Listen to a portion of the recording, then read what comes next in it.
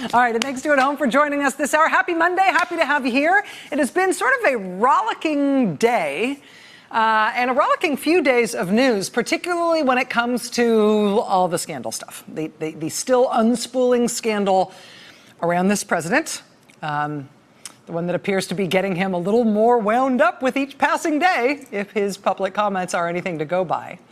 The New York Times, of course, reported this weekend that the serving White House counsel, Don McGahn, has done more than 30 hours of voluntary interviews with the special counsel, Robert Mueller, and his team of prosecutors. Shortly thereafter, we got new reporting, also from the Times, about the president's personal lawyer being squozed, for lack of a better term, by federal prosecutors. The Wall Street Journal was actually first on this story, as they consistently have been on the criminal intrigue surrounding President Trump's longtime lawyer, Michael Cohen, from the very beginning. But following the Journal's initial reporting a couple weeks ago about the potential charges that Michael Cohen might be facing, now it's the New York Times, as of yesterday, and the Associated Press, as of today, who have both matched that story. So the Wall Street Journal and the AP and the New York Times all now reporting that Michael Cohen's legal vulnerability may be, at least in part, related to tens of millions of potentially fraudulent bank loans, and also potentially campaign finance violations related to his payoffs to at least a couple of women during the campaign who both said that they had sexual relationships with the president.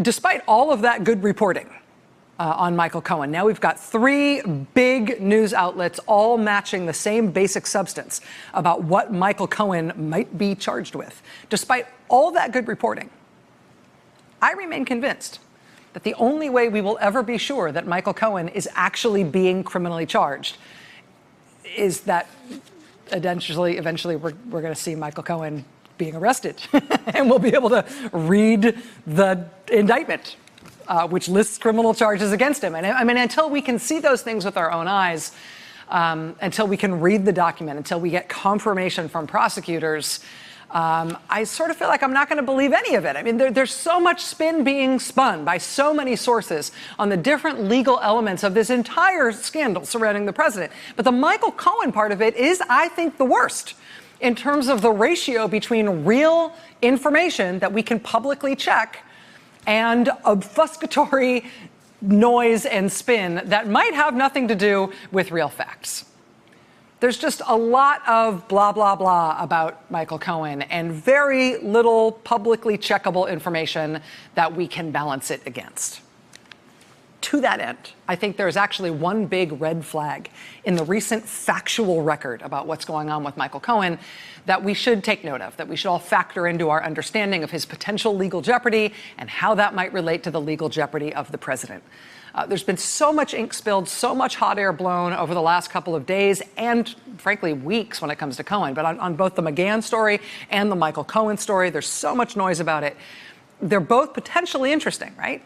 Lawyers getting lawyers is one thing. Lawyers becoming cooperating witnesses is an even bigger thing.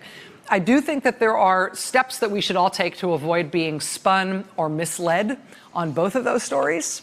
And so we're going to get to some of that ahead tonight. It's sort of like, I just feel like when you see a story about McGahn or Cohen coming down the pike, unless it's got publicly verifiable information in it, just think of it as something that has sort of cautionary traffic cones around it. Tread lightly. Don't go too fast around this corner. This may be someone trying to trip you up. Hey there, I'm Chris Hayes from MSNBC. Thanks for watching MSNBC on YouTube. If you want to keep up to date with the videos we're putting out, you can click subscribe just below me or click over on this list to see lots of other great videos.